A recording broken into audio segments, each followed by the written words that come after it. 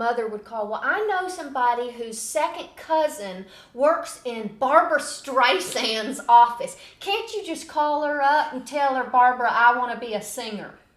I'm like, oh, God. I was at a studio doing some music because my aunt's friend's son worked there. And my aunt was like, you got to network.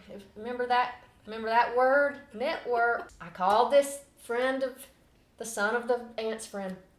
He worked at the studio.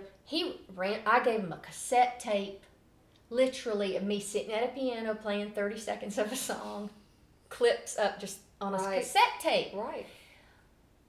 And he called me one day and he said, my aunt said, you just moved here. And anyway, we need someone to come sing. We're be singing as a squirrel. Sammy, the squirrel, a little voice for a squirrel.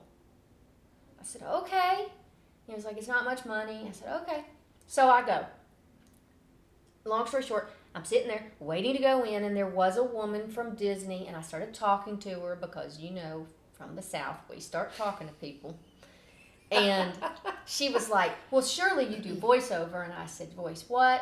I didn't even know what it was. And she said, oh, you've got such a great voice for kids programming. And I was like, okay. So she gave me her card, and she was like, I'd love to talk to you about it. I mean, it's really unheard of that somebody that high up would be like, I'd like to help you. How long did it take you to call her after that meeting? I'm sure I called her right away. And I said, nice to meet you, and I'd love to hear about voiceover. What's that word again? Yeah. What'd you say?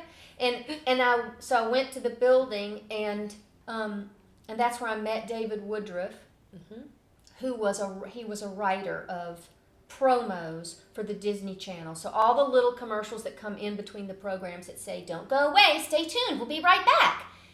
Coming up next on Disney.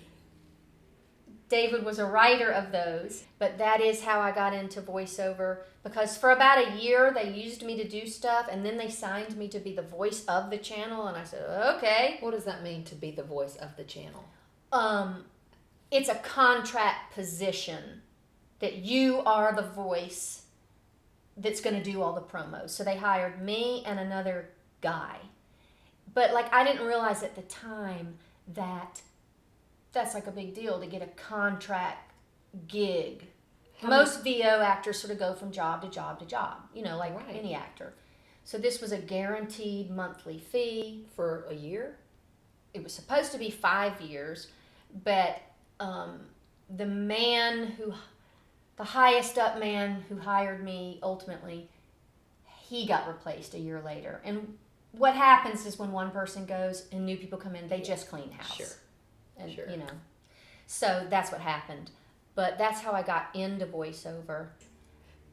And that's how I got to know him. And that's how I went to All Saints. And that's how I met you. Okay.